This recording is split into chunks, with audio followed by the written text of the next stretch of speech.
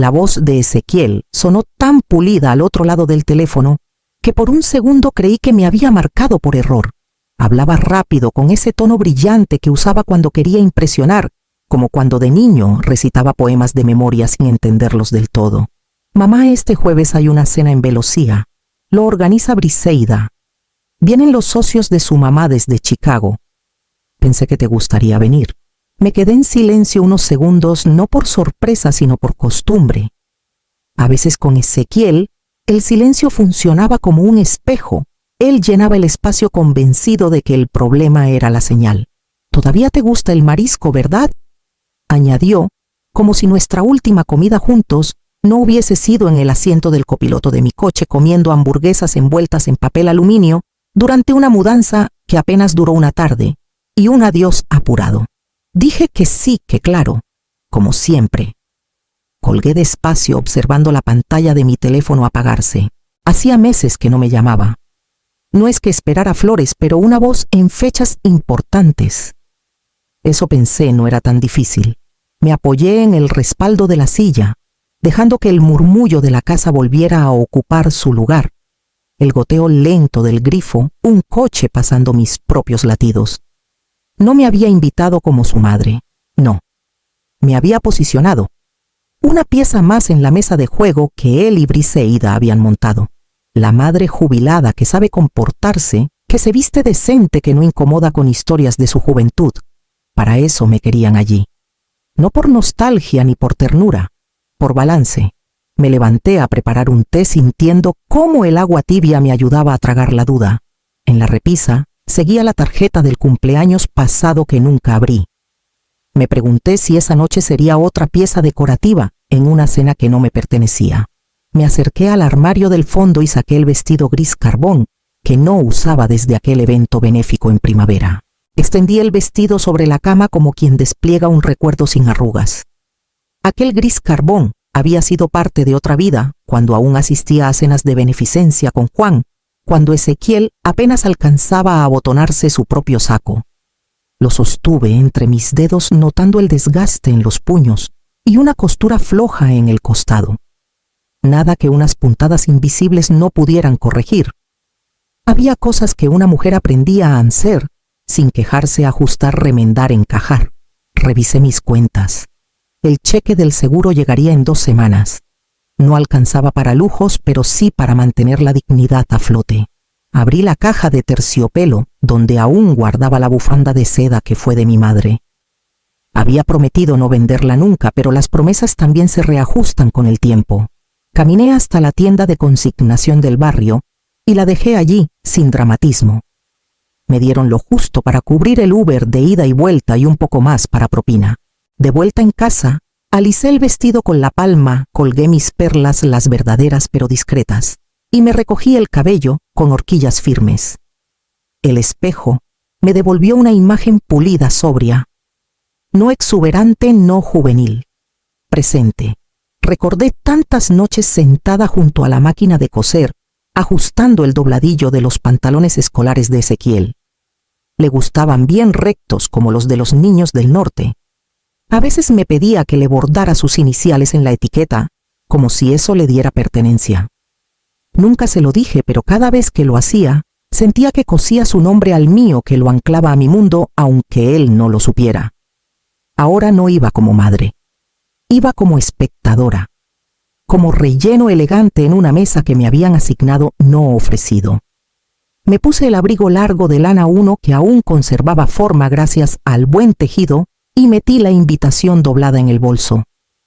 Salí sin apuro con la espalda recta, como si la calle ya supiera a dónde me dirigía. Llegué al restaurante 15 minutos antes, lo suficiente para que nadie notara que estaba ahí. La entrada de Velocía estaba silenciosa, iluminada por una lámpara de cristal que proyectaba sombras delicadas sobre el piso de mármol. Me acerqué al mostrador, pero la anfitriona apenas alzó la vista cuando dije mi nombre. «Un momento, por favor», murmuró antes de girarse sin comprobar nada. Me senté en una butaca lateral, cuidando no arrugar el vestido. A los pocos minutos ya no esperaba ser anunciada. Me volví invisible como tantas otras veces. Desde mi rincón Observé el vaivén del personal, las parejas bien vestidas que entraban con risas suaves y confianza en los hombros. El restaurante tenía ese aire de exclusividad que disfrazaba la frialdad con terciopelo. No era un lugar para pertenecer, era un lugar para exhibirse. 10 minutos después vi a Ezequiel entrar. Reconocí su andar antes que su rostro. Siempre caminaba como si el suelo le debiera algo. Llevaba un traje gris claro sin corbata, con el celular en la mano como una extensión de sí mismo. A su lado, Briseida iba envuelta en seda color marfil, con un bolso estructurado que probablemente costaba más que mi coche. Tamara, la suegra, irradiaba autoridad. Y detrás de ellas 2 hombres de camisa desabrochada y carcajada, Fácil, Florian y Dante. Cuando Ezequiel me vio, interrumpió su conversación con una media sonrisa. Mamá dijo acercándose con los brazos abiertos pero sin intención real de abrazarme. Lo lograste. Qué valiente. Usando esos zapatos de guerra. No sabíamos que seguían de moda las carcajadas, fueron contenidas. Briseida besó el aire junto a mi mejilla. Te ves muy clásica, Candelaria. Como Guadalajara en los 80. Atrevidamente atemporal. Tamara ni siquiera saludó. Solo comentó lo bien que habían quedado las reservas. Nos llevaron a una mesa junto a una de las ventanas. Los hombres hablaban ya de edificios en San Diego. Yo sonreía, asentía, colocaba mis manos sobre las rodillas, como si con eso bastara para justificar mi lugar en esa mesa. El camarero trajo los menús. Nadie me los pasó. Así que estiré el brazo y tomé uno por mi cuenta. El primer plato llegó envuelto en una presentación tan delicada que por un instante olvidé el peso del silencio. Croquetas de frijol negro sobre un alioli de cebolla chamuscada, servidas como si cada bocado debiera ser fotografiado antes de comerse. Florian y Dante seguían hablando con entusiasmo sobre un condominio de lujo en Santa Mónica, mientras Tamara asentía con esa expresión de superioridad heredada que no necesitaba justificación. Yo asentía también, pero a nada en particular. Mis palabras se habían vuelto escasas, casi ornamentales. A cada frase que decía alguno de ellos, yo respondía con una sonrisa educada, más cerca del protocolo que de la conversación. Era evidente que mi presencia no era para participar, sino para no desentonar. Briseida deslizó su celular sobre la mesa girándolo para que todos lo vieran. «Miren esto», dijo, con fingida inocencia. Era una foto de una modelo mayor, vestida con una túnica parecida a la mía, en una tienda de descuentos, con un título sugerente «Estilo con poco presupuesto». Las risitas fueron inmediatas. Ezequiel, sin levantar la vista de su copa, comentó con soltura: «Mamá tiene el don de hacer que lo barato se vea soportable». Sentí el ardor en el pecho antes que en la cara, pero no bajé la mirada. Tomé un sorbo de agua, sonreí suavemente y llamé al camarero. «Disculpe», le dije en voz baja. «¿El alioli está hecho con aceite de semilla de uva o de canola?» El joven parpadeó sorprendido. «Semilla de uva, señora». Asentí. Lo supuse. Tiene un toque más limpio en boca. El camarero sonrió con un gesto genuino y se alejó. Nadie en la mesa comentó nada. Volvieron al tema de las tasas de interés y el turismo fiscal, como si yo hubiese dicho algo que no merecía respuesta, o tal vez algo que no supieron cómo recibir.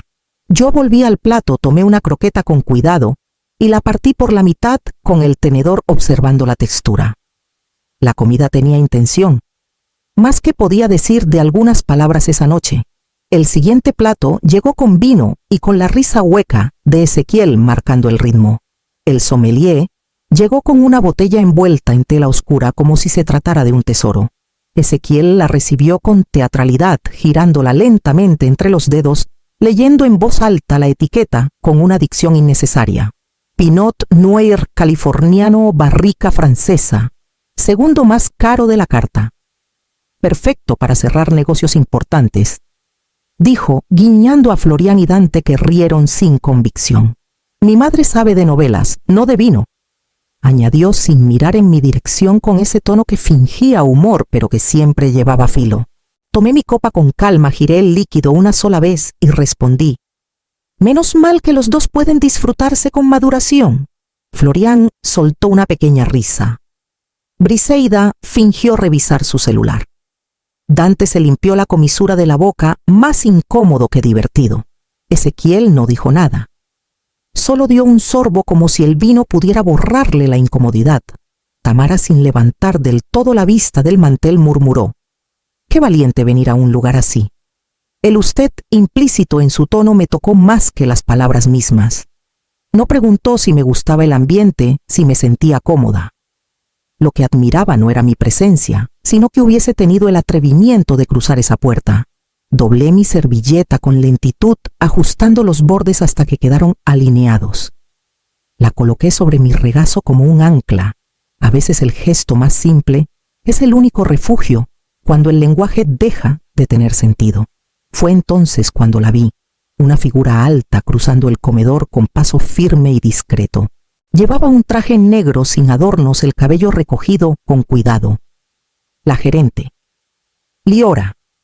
Pasó junto a nuestra mesa sin detenerse, pero sus ojos se posaron brevemente sobre los míos. No fue una mirada de cortesía ni de curiosidad.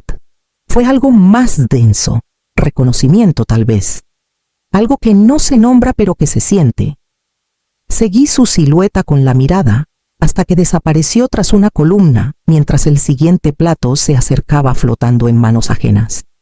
El postre llegó como una promesa de dulzura que no se iba a cumplir. Semifredo de limón con jarabe de romero, presentado en platos bajos y brillantes. El camarero los colocó con precisión, evitando cualquier roce innecesario, como si supiera que la tensión en la mesa era más frágil que el caramelo que adornaba los bordes. Briseida tomó una foto antes de probarlo. Tamara, con un gesto automático, acomodó su servilleta. Yo apenas toqué el tenedor. El perfume cítrico me resultó familiar no por nostalgia, sino por el tiempo. Sabía exactamente quién lo había diseñado. Ezequiel dejó la copa de vino a medio vaciar sobre la mesa y, con una sonrisa que parecía más para sí mismo que para el grupo, soltó: «Dudo que mamá pueda pagar el estacionamiento menos este lugar». Hubo una risa, pero más baja. Briseida intentó suavizarlo con voz melosa. «¡Ay, Ezequiel! Déjala soñar un poco». Su tono fingía ternura, pero sonaba como quien acaricia a un gato para luego soltarlo en la lluvia. No respondí, ni una palabra. Mi mirada se despegó del plato y recorrió el comedor. Allí estaba ella otra vez, Liora, de pie junto a la barra en conversación con otro cliente, pero con el cuello apenas girado hacia nuestra mesa, como si esperara algo, como si supiera algo que el resto no veía. Entonces vi a Mauricio, el camarero, acercarse desde el fondo. No traía platos ni copas, solo sus manos recogidas detrás de la espalda y una postura recta, serena. Se detuvo justo detrás de mi silla sin decir nada, sin romper el aire. Esperaba. Respiré hondo. El sabor ácido del limón todavía en mi lengua, la fragancia del romero flotando como una nota insistente. En ese momento entendí que no estaba allí para aguantar más de lo mismo. Incliné la cabeza lo justo para que Mauricio entendiera. Él asintió con sutileza, y con eso, la noche dejó de ser de ellos. Me levanté con calma, como si ya lo hubiera ensayado 1000 veces. Ninguna prisa, ningún temblor.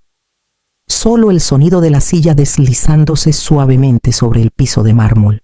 Los cubiertos cesaron su danza, las voces se congelaron en el aire.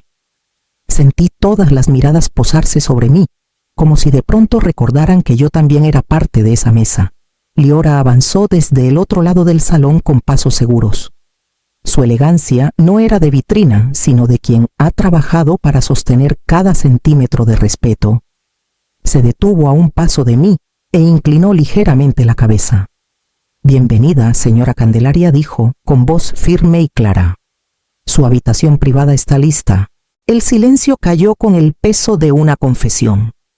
Florián se quedó con la boca entreabierta, el tenedor detenido a mitad de camino. Briseida giró lentamente la cabeza hacia Ezequiel, pero no dijo nada. Tamara frunció el ceño como si le hubieran hablado en un idioma que no entendía. Ezequiel ni siquiera pestañeó. Me giré hacia mi hijo. Sostenía aún la copa por el tallo, los nudillos tensos. Lo miré con ternura y una punzada de lástima. No por su ignorancia. sino por su sorpresa. Disfruten, dije, acomodando la manga de mi abrigo. La cuenta va por la casa, como siempre, y entonces me di la vuelta. No hubo necesidad de más palabras. Mauricio ya estaba junto a mí, como si conociera la coreografía. Liora abrió paso con un gesto leve y respetuoso. Atravesamos el comedor sin apuro bajo la luz suave y los susurros que nacían detrás. Cada paso que daba borraba una grieta. No caminaba hacia el fondo del restaurante. Caminaba hacia lo que era mío. Cruzamos una puerta lateral que daba a un pasillo alfombrado. Las paredes llevaban fotografías en blanco y negro. Algunas las recordaba perfectamente, otras me sorprendieron. Mauricio me indicó con un gesto hacia la última puerta del pasillo. Yo asentí y di el primer paso hacia adentro. La sala privada tenía otro aire. No era solo el silencio sereno, ni la iluminación más cálida, ni el aroma de romero y pan recién horneado que flotaba como un suspiro antiguo. Era la sensación de estar en un lugar que me reconocía, que me pertenecía. Mirabel fue la primera en acercarse. Me abrazó con una sonrisa sincera, sin sorpresa, como si mi presencia allí fuera parte natural del servicio.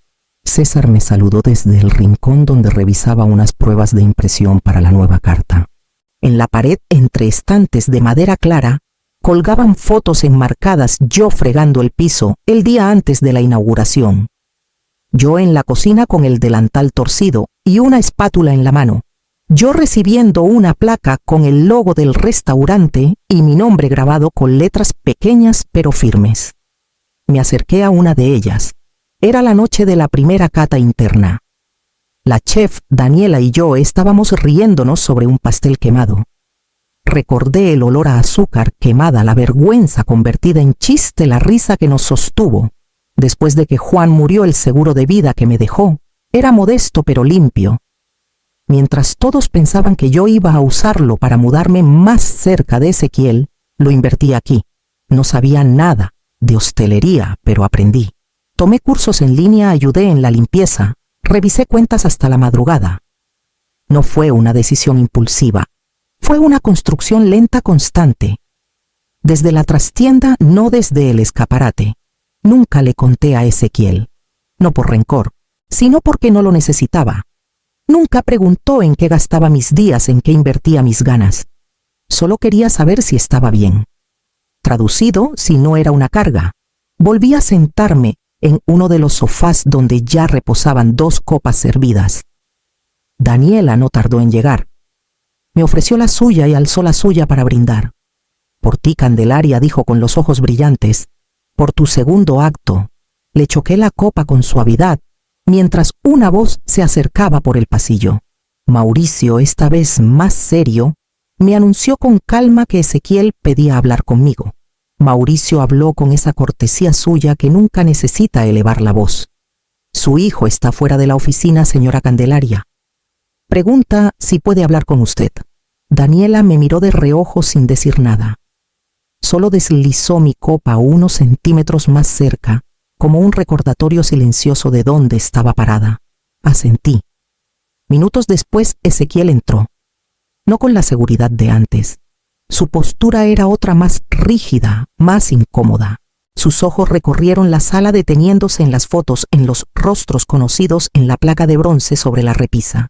Su mirada volvió a mí como si buscara confirmación de que todo eso era real. ¿Por qué nunca me dijiste que esto era tuyo?, preguntó. La voz le salió más baja de lo habitual, como si el aire le pesara. Me tomé mi tiempo antes de responder. Quería que entendiera que no se trataba de un secreto. Se trataba de una elección, porque tu respeto no debía depender de cuánto valgo en dinero. Ezequiel tragó saliva. Se notaba que había preparado una réplica, pero le fallaron las palabras. Abrió la boca, luego la cerró. Sus hombros bajaron apenas. Se sentó en una esquina del sofá sin invadir mi espacio, sin buscar un gesto afectuoso. Yo no ofrecí ninguno. Tú me criaste mejor que esto, murmuró mirando al suelo. No sé en qué momento lo olvidé. Yo sí lo sé. Respondí sin dureza pero sin suavidad. Nos quedamos en silencio. No fue un momento dramático. No hubo lágrimas ni disculpas decoradas. Solo una pausa sincera entre dos personas que ya no se veían desde el mismo lugar. Después de un rato me puse de pie. Tomé la copa, di un sorbo lento y asentí hacia la puerta. Mauricio te acompañará a la salida. Nosotros tenemos trabajo que hacer. Él vaciló, pero al final se levantó sin protestar. Yo no lo seguí con la mirada. Me giré hacia el ventanal donde el cielo empezaba a oscurecerse. Allí estaba Daniela esperándome con unos planos enrollados bajo el brazo y una sonrisa de anuncio. El letrero llegó envuelto en mantas gruesas con las letras ocultas como un secreto bien guardado. Liora y yo lo abrimos despacio en silencio. Cuando retiramos la última capa, el cobre cepillado reflejó la luz de la mañana como si respirara. Carmen Angliora decía: nada más, ningún apellido, ningún título, solo dos nombres lado a lado iguales, no por modestia sino por convicción. El restaurante en Austin era más pequeño que el de Santa Fe, pero con alma propia. Techos altos, ventanales generosos, madera clara, mesas cercanas sin ser incómodas. Habíamos pensado cada rincón para que la gente se sintiera bienvenida antes incluso de sentarse. Esa noche en la inauguración no hubo discursos rimbombantes, ni prensa buscando exclusivas. Vinieron quienes importaban: colegas, amigos, aprendices, que ahora tenían su primer uniforme planchado. Daniela viajó solo para estar allí. Trajo consigo una caja con velas aromáticas, un playlist de jazz suave y una mirada que me decía: lo lograste sin abrir la boca. Alzamos nuestras copas cerca de la barra, entre bandejas de pan tostado con crema de albahaca y burbujas que subían lentas. Me aclaré la garganta. No esperaba decir nada, pero las palabras llegaron solas. Este lugar no nació del dinero, dije. Nació de no rendirse. Nació de los que siguen andando cuando nadie los espera. No hubo aplausos, solo un murmullo de aprobación y una sensación de reconocimiento compartido. Horas después, ya en casa, me quité los zapatos y herví agua para un té. Sobre el mostrador seguía el sobre blanco que Ezequiel había dejado días atrás. No lo había abierto. Tenía su caligrafía limpia, apretada. Esa misma que practicaba de niño cuando me pedía revisar sus cartas para Santa Claus. Lo tomé entre las manos. Era liviano, sin embargo, contenía más de lo que estaba dispuesto a leer esa noche. No por rabia, sino porque entendí que algunas respuestas no se buscan con urgencia. Se dejan reposar. Lo deslicé en el cajón de la cocina junto a otros papeles que ya no me definían. Luego caminé hasta la ventana. Afuera, el letrero seguía ahí capturando la luz como si fuera parte del cielo.